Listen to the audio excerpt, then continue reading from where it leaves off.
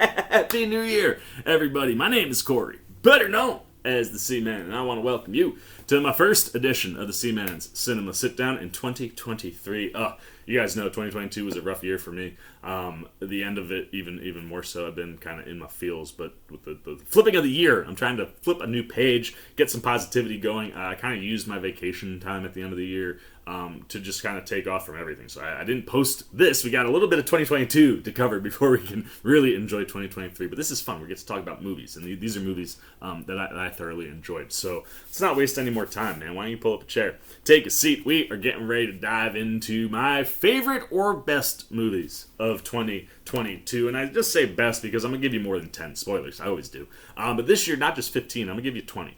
And I tend to make this video super long, so I'm going to try to be quick. Just give you some quick one-liners on my 20 through 10. And then dive in a little bit deeper into my 10 through 1, because those are my favorite movies of the year. But this is all subjective. I think all of the movies that I'm about to talk to you about are really well-crafted and well-made movies. But everything's subjective, man. So these are my favorite movies of the year, and they're ranked in not how good I think the movie is, but how, my own personal enjoyment and like my top 10, Also, I hope y'all give me some kudos for this. I don't like to pat myself on the shoulder too often, but while I had a low output this year, only 70 movies, and I'm still watching some that I haven't caught yet.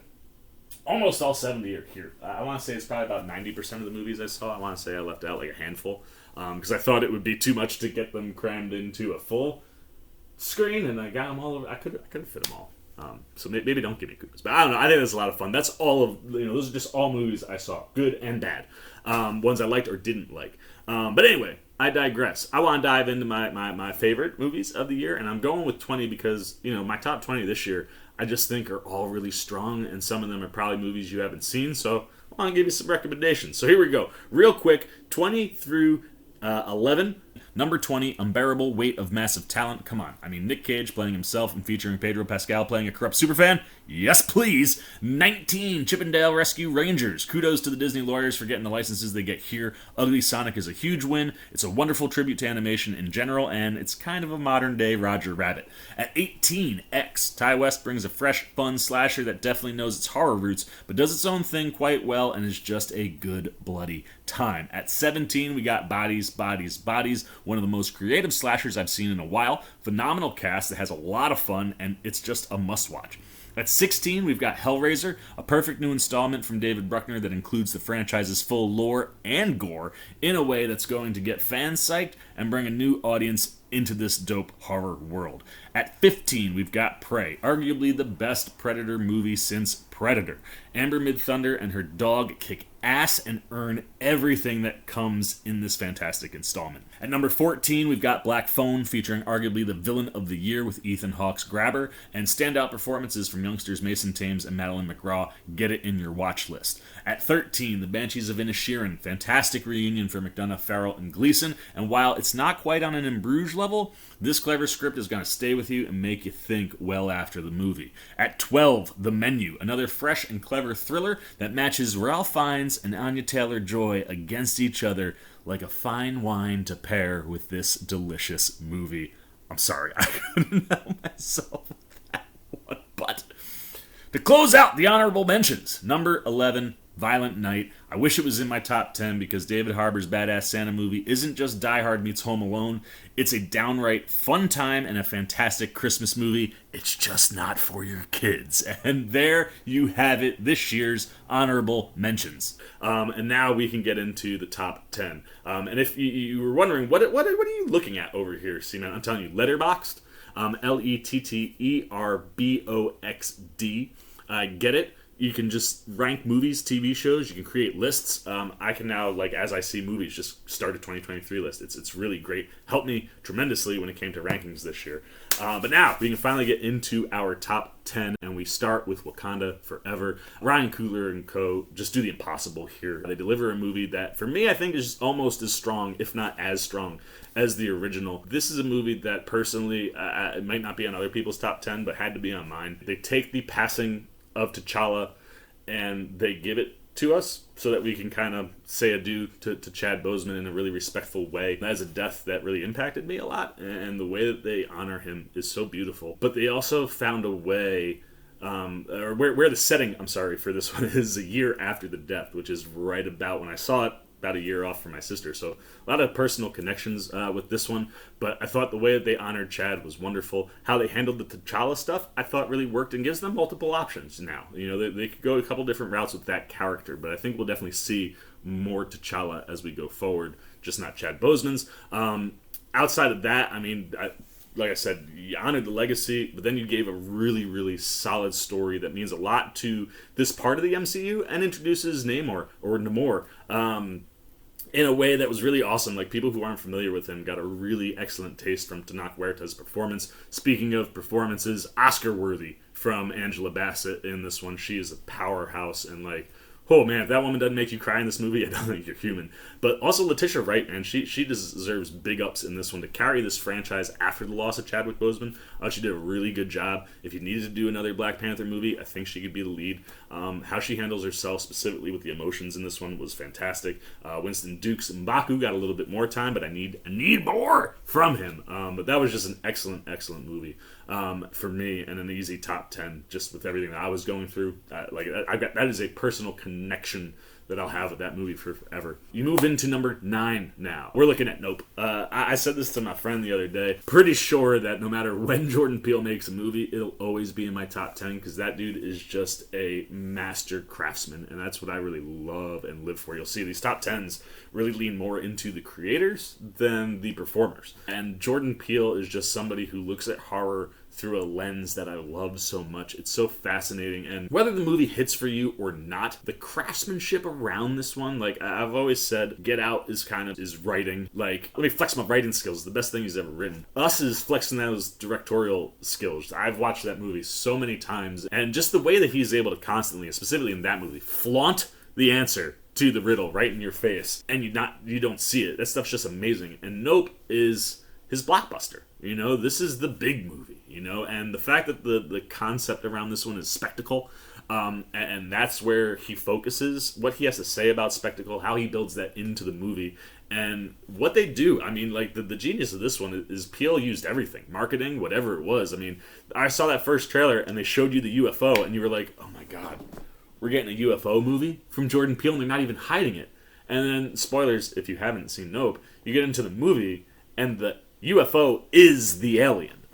So cool, and creates moments where, like, the first alien exposure in the ranch sequence with him with the 3 kids. It's one of the most terrifying moments that I've seen him build. I was like on the edge, shaking, until he punches that kid, and you realize it's the 3 kids from the rodeo show. Like I said, the stuff around spectacle, the idea of the sneaker just standing on end, like, people fixated on that, and that's the point of the movie, guys, if you missed it. Like, you see a crash on the highway and you're fixated on the spectacle of it, but you don't know what happened, who's hurt, you know, you're just in the moment. And that's what the shoe is, right? Like, the movie addresses spectacle really, really well throughout, but you just look at something as simple as that shoe. It's the thing that everybody looks at and focuses on, and it's there to distract you from what's really happening. And those are the clever things that I love with Jordan Peele. And his casts are just phenomenal. Having Daniel Kaluuya back here was great, and to see him kind of be in an even more subtle role, specifically when he's opposite Keke Palmer, who's a firecracker. Like, it's a lot of fun to see Kaluuya at the top of his game, man, and doing this kind of really subtle, quiet character, but the strength that he carries throughout, even though he's scared. I just love that stuff. And like I said, what you get from Keke Palmer, I mean, standout performance. Like, put her on display, man. Like, she's unbelievable in this movie. The two together, and this whole cast is just a lot of fun. So Nope was an obvious top tenner for me. I have it at number 9. Now we move to number 8, Glass Onion. Oh, dude, I love, again, the creators. Rian Johnson is just a master whodunit director, writer, creator. Like, who knew? I've always loved Johnson and his lens, how he sees things. It's always different than how most people see things, and that applies to his whodunits. And what's cool here is to bring Benoit Blanc back and do it again, but give you a different kind of whodunit, so it doesn't feel like he's doing what he did in the first one. And just kind of gives you a different experience. Like, building this one to be in the pandemic, a bunch of really rich and famous friends get together on their buddy's island to do like a murder mystery, and then an actual murder happens, and you have the greatest detective of all time there. And really the thing I love is how Johnson handles Blanc. What he gives him to do as a detective is just brilliant. I mean, the opening, like, 10 minutes that he's on the island, is just phenomenal stuff. And like I said, how the whodunit unfolds. Like, he constantly keeps you guessing. And for me, this one, while I don't think it's as good as the original Knives Out, the thing I think he does better in Glass Onion is the utilization of his cast. He utilizes everybody a lot better than he does in that first one, because you're localized to one location. Daniel Craig is just a legend. Benoit Blanc is one of the immediate greats in the realm of characters, and that accent, oh my god, it's to die for, man. And he's so much fun, and everybody here is. This cast is huge, and they all do absolutely wonderful, wonderful things on screen. I don't know how you don't love Glass Onion. So that comes in at number 8 for me. As we move to number 7, we go to another horror movie, Barbarian. What a freaking cool movie, man. Writer-director Zach Kreger takes the concept of like a traditional horror monster like movie, right? Like, there's something lurking in the basement of this house, and he sets it up with like two people who rent the house at the same time. And the way that he plays, specifically with Bill Skarsgård, and how you either can or can't trust him and stuff like that, keeps you guessing the whole first act as him and Gina Campbell's characters kind of get associated with each other and discover something's going on in the basement. And then to kind of start to reveal the horror and do this hard turn out of nowhere. I mean, I literally was in the theater, like, chin to knee after the first, like, real big scare moment. And then all of a sudden you're in a convertible with Justin Long driving down the West Coast. And you're just like, what the hell? And that's the cool, like, the second act is totally different than the first.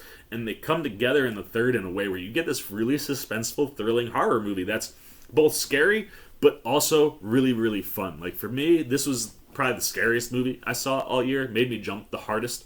But just like, what's going on? You're literally at the edge of your seat. And the performances from Campbell and Skarsgård and Long are just excellent. And when you find out what's really going on in Barbarian, the end is a little absurd. I'll put that out there. It's a little absurd. I didn't love it the first time, but it totally works inside the context of what Kreger is doing. And just like what you're getting, like, story-wise, it's just really interesting. And like I said, he keeps you on your toes and he keeps you guessing at all times. That brings us to number 6, Scream. Another horror movie. Oh my gosh, dude, there's so many in my top 20. Only 3 in my top 10. But this is, again, you want to talk about reboots, sequelizations, getting franchises going again. What we get from Matt Bettinelli-Olpin and Tyler Gillett with Scream is just phenomenal, man. It's the best Scream movie since the original Scream. And Wes Craven is a legend. And even if you don't love all the Scream movies, I think they all have their highs and they all have their faults. But I love that whole franchise. My favorite slasher franchise of all time. Ghostface is a phenomenal villain. I love the fact that the mantle passes every movie, and to come back and deliver a brand new cast. I mean, what we get with Jenna Ortega and her sister in the movie, played by Melissa Barrera. Phenomenal 2 leads, easy to root for. You add in people like Mason Gooding and his sister Jasmine Savoy Brown. Like, those 4 in particular are the ones you can really latch onto for where this franchise is going forward. And I'm so down to ride with the newbies. And then you look at what they did with the original 3, and you just go, it was really excellent. You know, Arquette gets a big chunk, which was nice. They utilized Neve Campbell really well. They utilized Courtney Cox really well. The franchise is reinvigorated and exciting again. And Bettinelli, Olpin, and Gillett, I mean, they made Wes Craven proud with what they put on screen with Scream. And it's one of those, like, they play with all of the things you want them to play with, and they just absolutely crush it. And like I said, you've now revitalized this thing in a way where you just want to go, I can't wait for the next one. And the next one looks great. And when you have someone like Jenna Ortega, who's starting to blow up now, is one of your leads, like, it's easy to latch on and be like, you've got a group that you can latch to the way you latched to the original trio. And I'm really, really excited about all of those things. But yeah, how they play with the lore, and the different character representations inside of the movie is just excellent. It's one of the best, like I said, Scream movies that we've ever gotten. Number 6, it's Scream. Now we go to my top 5, and I'm really excited about this one. Number 5 is The Northman. This is a movie that I don't feel like gets enough love or gets talked about enough. But again, when you're talking about creators, Robert Eggers is one of my favorite directors right now in general. And this was originally number 3 most of my year, and then, 2 movies came in and had to nudge it a little bit. But he gives you a truly, truly epic Viking movie. And to be based off of the story that Hamlet is kind of built off of, like you can see a lot of the elements there, and watching Eggers play with that stuff is a lot of fun. He does a lot of one long take shots, and listening to like Alexander Skarsgård, the other Skarsgård brother. 2 Skarsgårds in my top 10, man.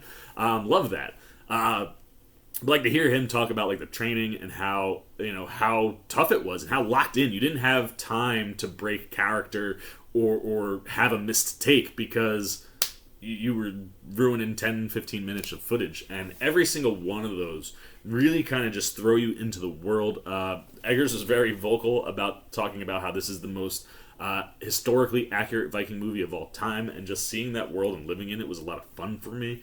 And what you get, like I said, from Alexander Skarsgård is just wonderful, man. This is a guy I've always rooted for, been looking for him to kind of take off, and like this was a performance where I was like, if you guys are doubters on Alexander Skarsgård, just look at what he's doing in The Northman. And then you throw in Anya Taylor-Joy and just a really great cast around him. I love where the story goes, and to end with an epic mano-a-mano Viking battle surrounded by fire, just ass naked. I mean, you don't see any parts that keep everything covered, but you just got 2 naked Vikings fighting in a freaking volcano, basically, and it worked like crazy for me. I love Eggers. I love everything that's going on in this movie. Number 5 is The Northman. We go to number 4, and this was a late addition, but an immediate top 10, Guillermo del Toro's Pinocchio. Guillermo del Toro, for me, is another creator that just continually cranks out consistently high-quality work and stuff that, for me, always hits. I'm a big fan of this Pinocchio story because of several things, or Pinocchio movie, one of which being the story. The story here with Pinocchio is fantastic. Guillermo's vision and version of it is just leaps and bounds better than anything that we've seen come out of Disney, including the live-action version that came out this year. And it really, having that Disney live-action one really amplifies how unbelievable the Del Toro one is. I mean, like I said, it's a version of the story that's different, but the changes that he makes make sense, and just make it more emotionally connective than I've ever seen Pinocchio before. Then you just talk about the stop-motion animation, and that is mind-blowing. That's the other thing. Being a Netflix movie, you get the 30-minute doc right behind it.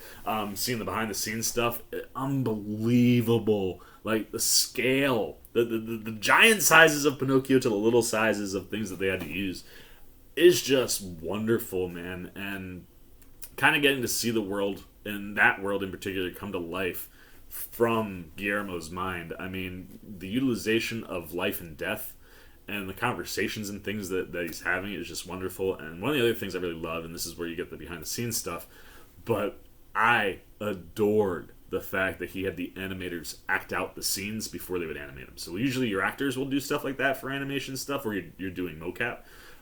But like for different, even regular animation, like you'll have the actors act things out when they're doing their lines, so the animator has something to look at. And Guillermo wanted the animators to be part of the characters, so had them turn in little video clips. Cool, I love that. Go to work, and that's how they figure out how to move the characters. And I mean, it took them 15 years, and this thing is gorgeous. It's wonderful. It should bring a tear to your eye. Guillermo del Toro. No shocker there. He's always doing it for me when he drops stuff. He comes in at number 4. Now we get into the top 3, baby. And number 3 for me, Top Gun Maverick. This was a movie I was psyched for. I love the original so much, and this one topped the original for me. Top Gun Maverick is one of the best movies that Tom Cruise has ever made. I love the fact that it's the highest grossing movie that he's ever had. But yeah, it's one of those, like, you look at what he does in this movie, and for me, it's just the evolution from Tom Cruise in the original Top Gun now is like, that's a guy who's sitting in a chair in something, and they have, like, they're not actually flying, to a guy who's literally flying jets and having the other actors learn how to fly jets. And like the realism in the movie, even when it's not real, is so real this thing is a thrill ride. And what you get from writer and director Joseph Kosinski here is just a wonderful tribute to the first one, but then really elevates stuff by doing it differently. If you look at the first Top Gun, the first act is really its own thing. Then you get like them doing all the Top Gun stuff, and then you get a random mission at the end. And while that movie is great, those acts kind of stand on their own. And here, Kosinski, first act, get Tom Cruise back to Top Gun. Second act, teach this group what they're going to have to do. Third act, do what you just taught. It creates a momentum pull that just has you on the edge of your seat the whole movie. Like, it feels like a roller coaster ride. You get at the end of the movie, and you're like, whew! What a ride that was. And Tom Cruise is one of those guys. Like, you have to see what he's going to do next because his stunts are nuts. And just everything that's going on here and bringing in this new cast. I mean, you revitalized this whole franchise where you could get another Top Gun movie, especially considering how well it did at the box office. You're probably going to get another Top Gun movie. And that's fine because the cast here is really, really excellent. I mean, I love everybody that's around Cruise, from Miles Teller to Connolly to Ham, to Glenn Powell. I mean, everything you're doing from the cast and all the other people that are here, plus the way that they're able to kind of bring in Val Kilmer, it was just so touching and wonderful. Yeah, I mean, Top Gun Maverick, it's number 3, baby. It's so damn good. Now we get to the top 2. This is where things get kind of maybe unpredictable, because coming in at number 2, my favorite movie of the year, The Batman, is number 2. And you're all going to be like, wait, what? The Seaman doesn't have The Batman at number 1? That's how freaking good the number 1 movie is. But The Batman, you guys know. I mean, look at, I have all of the Batman toys. I've got a new poster. I literally was the Batman for Comic-Con. Matt Reeves maybe delivers some of his finest work with this Batman movie. I love his vision. One, he gave us Batman on screen 90+% of the movie. That never happens. It's usually like a 60-40 split to Bruce Wayne. And you made him a detective. And the team up with him and Gordon is just so wonderful. What you get from Wright and Pattinson as a duo is great. And what you get from Pattinson is Batman. Like, he's the most Batman I've ever seen, man. Like, yes, could you argue that Affleck maybe feels more like the comic Batman? Sure, that's because of Snyder's style. But let Pattinson have enough time with this character, and it won't be a question. He's the undisputed, or will be the undisputed best Batman of all time by the time Reeves is done. Because he's building a world, man. We're getting a Gotham world. Like, literally, Batman can compete with the MCU on its own. And that's what Reeves is building here. And to do a detective story, to have one that has an arc where Batman is introduced to us coming out of the shadows as vengeance, and by the time we see him at the end, he is in broad daylight, being the beacon of hope and the savior of Gotham, right? Like, to see that arc for Batman in his first movie. Yeah, there's a little bit of a pacing issue when you get to the end of the Riddler, or the end of the Catwoman story, and then you're like, oh shoot, we still gotta do Riddler too. But that's kind of like a little bonus, man. You get like a little bonus bit at the end of a movie. Like, who's mad at that? Especially when the Riddler stuff is as good as it is. And some people be like, well, he loses. Yeah, well, you know what? It's good that Batman loses. And he loses to his first supervillain. Batman creates supervillains. That's always been a thing. The supervillain exists because of Batman. Reeves directly goes into that kind of concept and gives Batman the L that's going to make him the Batman that we all know and love. And the fact that we haven't seen Bruce Wayne yet makes sense. Early Batman, he don't want to be Bruce. But they give him reasons to want to be Bruce in the second one. We're going to get more Pattinson as Bruce Wayne. And just the world, it's like Chris Nolan took Batman out of the comic book realm and put him in the real world and said, here are 3 movies of Batman, if he really existed right now. And Reeves took the comic book world and made it real. I mean, the comic book elements and this how comic tied and accurate feeling this version of Batman is tremendous. And you just, like, it's just so good. And you can see where it comes from, but it feels tangible. And that's the thing I love. And then you get the performances all around, whether it's Colin Farrell's transformative Penguin performance or Zoe Kravis's wonderful Catwoman. Everybody that's involved here is great. And Paul Dano's Riddler. I mean, the scariest Riddler you've ever seen. And I've always said Riddler could be one of the scariest villains in the Batman world if utilized correctly. Matt Reeves showed you how to use that guy. And sets him up for a way where we can see a more traditional Riddler by the time we see him maybe again come through the universe in some way. But everything that he's got built, the thing I give the little pacing hiccup don't matter. the foundation you've built now for this world. I cannot wait to see this Penguin show, Batman 2. If he goes the Dr. Freeze route, look out, man. That movie might win Oscars.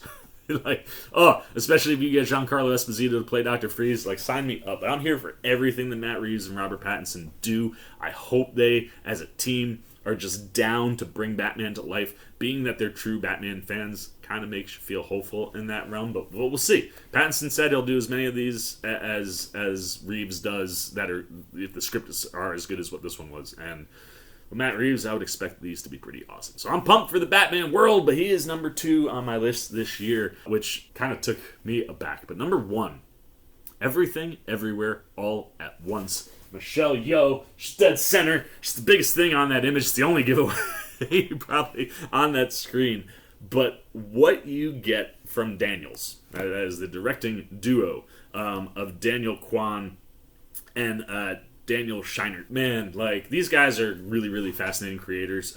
If you've never seen anything they do, go check out Swiss Army Man with Paul Dano and Daniel Radcliffe. It's insane, but it's such a good movie. And if you've seen that, and then you see something like Everything Everywhere All at Once, you understand that it comes from the same place. But to take a movie that feels like a comic book movie because you're dealing with the multiverse, feels like a blockbuster because the action and the stuff that's happening on screen is insane and needs to be seen on the big screen. But it's none of those. This is a little family drama indie film that just wears a lot of disguises. And the concept of bringing the multiverse into just a random movie is nuts. The multiverse is like a comic book thing. And that's where you tend to see that. And it's a world where that should live, right? Because you can have tons and hundreds of comics to get through a multiversal story. But to do what Daniels do in the couple hours that they have, I don't understand how this movie exists. The story is so emotionally connective. You'll be in tears multiple times, and specifically by the end of the movie. I mean, the family drama here is... It's such a beautiful story. And then you have this insane action movie, right? Like, and this multiversal concept where, like, spoiler, if you can think, like, oh man, there's a Seaman in the world that's won 4 Oscars at the age of 36. I can go and get those writing skills and then bring them over here, right? Or, oh man, there's a Seaman who's a Kung Fu expert. I can go live that life a little bit, come back, bring those skills, now I'm a Kung Fu expert. And what's cool is it's like a really intricate, complicated kind of story, but it's delivered in a way that's easy to follow. And when you go to access things, you gotta do like this crazy shit in order to make it happen. And it creates comedy inside of the action like you've never seen. Michelle Yeoh is at some of her best. Ke-Huy Quan, back in the movie, Short Round from Indiana Jones. Data from The Goonies, like back on screen for the first time in years. Michelle Yeoh, just such a wonderful scene partner with him, and to give him room to really shine the way he does. I mean, he's phenomenal in this movie, and the whole cast is Stephanie Sue, like, gotta be part of the reason you will cry at the end of this movie. And James Hong is a legend. Jamie Lee Curtis is in here. Like, everybody from a performance standpoint really elevates this beautiful family drama inside of this insane world and story. But yeah, like I said, like, how it all works, this thing is epic. It's the most original script I've seen in probably a decade, if not 2 decades. And like, it is just, it's just such a flawless, seamless watch. And like I said, to have something as complicated as a multiversal story and have it work for a regular audience, it's so freaking cool, man. So number 1 for me, Everything, Everywhere, All at Once. There you go. The Seaman's top 20 films of 2022. We'll give you just the quick rundown of the list. Coming in at 20, The Unbearable Weight of Massive Talent. 19, Chip and Dale Rescue Rangers. 18, X. 17, Bodies, Bodies, Bodies. 16, Hellraiser. 15, Prey. 14, Black Phone. 13, The Banshees of Inisherin. 12, The Menu. And 11, Violent Night. You get into the top 10, and we're talking Wakanda Forever at 10. Nope at 9. Glass Onion at 8. Barbarian at 7. Scream at 6. The Northman at 5. Guillermo del Toro's Pinocchio at 4. Top Gun Maverick at 3. The Batman at 2. Everything, Everywhere, All at Once at 1. If that movie does not win an Oscar, it is a highway robbery. But there you go.